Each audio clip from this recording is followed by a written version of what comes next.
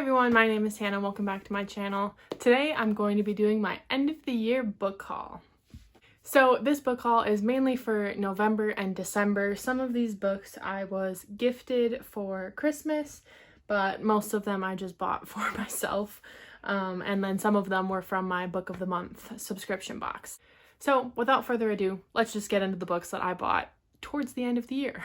The first book that I bought is Kingdom of the Wicked by Kerri Maniscalco. I got this from Barnes & Noble. It's the Barnes & Noble exclusive edition, so it's got this like white purpley background instead of the black background, and it's got a chapter in here with Kerri Maniscalco's notes and stuff on it, which is actually really fun. I liked reading through all of her like thoughts, and she has like little doodles and stuff. I thought that was super fun, and I read and really enjoyed this book. I'm gonna try not to make this a wrap-up because I have read most of these books, but I'm just gonna show them. I'm not even gonna give a synopsis. If you really want to know what the book is about, you can look it up on Goodreads. But yeah, I bought the Barnes & Noble exclusive edition of that.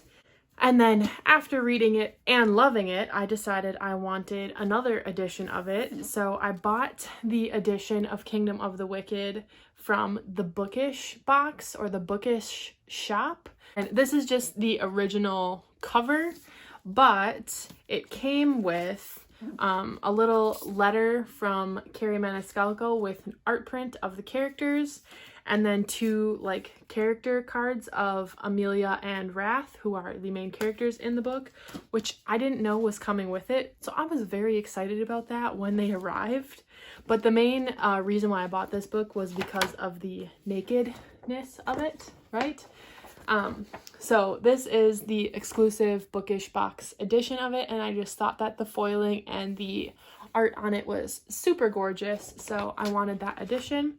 I am hoping to get my hands on the Fairy Loot edition of this book because I think that one is the most stunning of all of them. I'll pop a picture up over here of what that looks like if you're curious, but even the naked picture, which I'll pop up now, is gorgeous, and I really want it. It's okay if I don't get it, but if I can get it, I want it. So now we'll talk about the books that I got from Book of the Month for November. I have my November pick here, and then I did 2 add-ons because why not? So my book pick for November was The Star-Crossed Sisters of Tuscany by Lori Nelson Spielman. And this just sounded like exactly what I was in the mood for at the time, so I was really excited about this one. And I think the cover is gorgeous. So I picked that as my November pick. And then I added on This Time Next Year by Sophie Cousins because I thought it would be a good end of the year read, but I haven't picked it up yet, and I'm kind of losing interest in picking it up just because I'm not so much in the mood for like a contemporary romance right now. I'm really in the mood for a fantasy or fantasy romance, but I don't want to give it up quite yet because I was very intrigued by it, and maybe I'll get a romance bug in me yet. Otherwise, I might just put this off until the end of next year. We'll see. And then I also did the add-on for The 7 Husbands of Evelyn Hugo by Taylor Jenkins Reid. I have already read this, but I didn't have a copy of it, and I really wanted one because I really liked this book, and I kind of want to do a reread at some point. So I picked up the Book of the Month edition because, again, why not? Then these next books I picked up from thriftbooks.com, and the first 2 were for a reading vlog where I read Gabby from Gabby Reads Favorite Books. So the first one that I picked up was We Are the Ants by Sean David Hutchinson. This has been a longtime fave of Gabby's, and I've heard good things about it, so I was very intrigued to read it. Plus, I think that this cover is stunning, so I really wanted to read that, and I did in that reading vlog. If you're interested in my thoughts and feelings on it, you can go watch that. So I picked that up.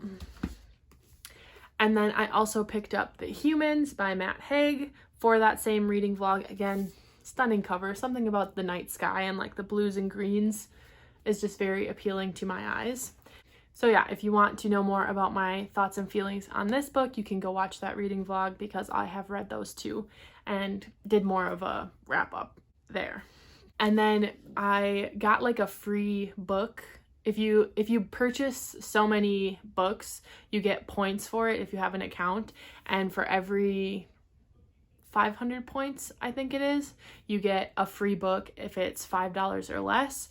And a lot of the books on Thrift Books are $5 or less, so it's not too hard to find one. But the book I picked for my free reward from Thrift Books was Mrs. Everything by Jennifer Weiner.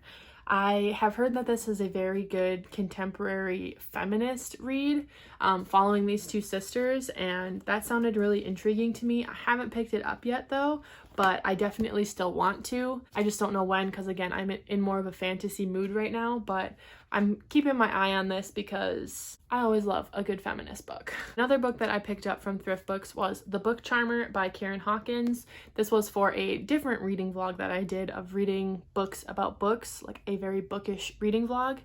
And I'm going to talk about the covers because I think that the cover is super stunning on this with the foil and the stack of books. And, oh, it's just so pretty. But yeah, if you want to know more about my thoughts there, I'll leave a link up in the cards, whichever side it is, to that very bookish reading vlog because I talk more about this there. But I picked this up from Thrift Books for that video.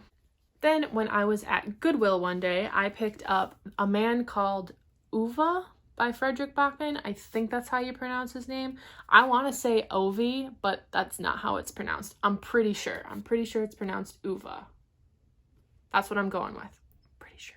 But I have read 3 Frederick Bachman books so far this year. He is a new favorite author of mine, so I want to continue reading some of his backlist books, and I've heard that this one is phenomenal, so I'm very eager to pick this one up. I just haven't yet because I'm not in the mood for a contemporary. Again, I'm more fantasy right now, but as soon as I'm in the mood for this kind of book, it's the first thing that I'm going to pick up.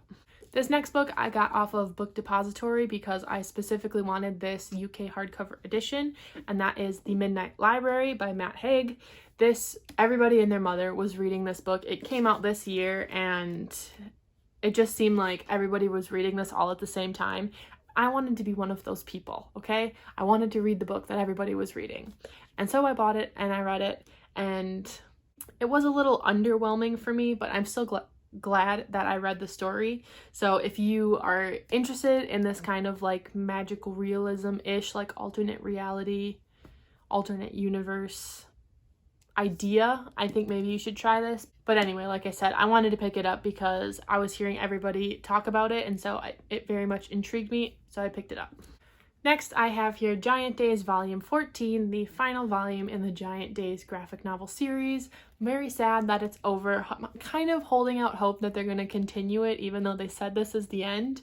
But I started this series earlier this year, and I just flew through all of the volumes. I wanted to kind of stagger them and save them so I could make it last a little longer, but now the series has finally ended, and I'm very sad about that because I love this series so much. I talk about it all the time, but this just got released at the end of October of this year, so I was kind of like timing it out so that I could read this before the year ended, so I could read the whole series all in one year, and that is what I did. If you haven't picked this up yet, or the series up at all yet, I would highly recommend it. Then for my December book of the month, I only picked out of the December picks, I just picked one book. I didn't do any add-ons this month, and I ended up choosing In a Holidays by Christina Lauren. I have read several Christina Lauren books, and I've enjoyed most of them. Some of them are just kind of meh for me, but I wanted a holiday themed read because I didn't have any up on my list. And I thought if anybody's going to do a holiday romance right, it would be Christina Lauren. And so I read this around the holiday times. It was a very quick read for me, but I just don't think this book was for me. I just got annoyed by it a lot. But again, this isn't a wrap up. So this was the book that I picked from Book of the Month. Now I have 2 books here that I got as gifts for Christmas. The first one being the new edition of Harry Potter and the Sorcerer's Stone. I'm not a huge J.K. Rowling fan anymore because she is very problematic and says some pretty awful things sometimes. So I don't really want to support her anymore, but I didn't buy this. This was a gift, so it's what's done is done. But yeah, I was gifted this for Christmas. And then I was also gifted It Ends With Us by Colleen Hoover. This is the mass market paperback, which I don't usually like, but I actually kind of don't mind it in this. It's kind of like a cute little guy. But I have already read this, and I just think about this book a lot, and I didn't own my own copy, so I wanted to have one. Next up, I have From Blood and Ash by Jennifer L. Armentrout. This book is kind of taking BookTube by storm right now. I feel like so many people have read this book, and it sounds really good to me. It sounds like exactly the kind of thing I'm in the mood for right now, and I want to pick it up right after I finish my reread of the A Court of Thorns and Roses series.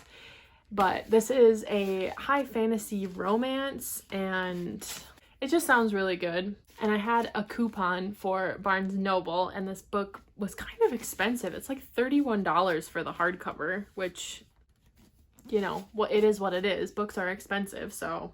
But it was nice to have a coupon, so I didn't have to pay full price for it. But it even says at the top, like, it's perfect for fans of Sarah J. Maas, so I'm very excited to pick this one up. I'm thinking that it'll probably be my first read of 2021.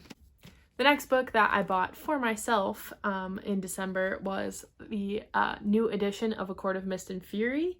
So I'm not a massive fan of these new covers. I quite like the original covers, and I wish that they would have kept that for like the new spin-off series that's coming out, but that cover style is now following like these new rebranded ones. I think they were saying that the old editions of the A Court of Thorns and Roses series is too like young adult, and they're trying to remarket it as an adult fantasy, which is where it should be in my opinion.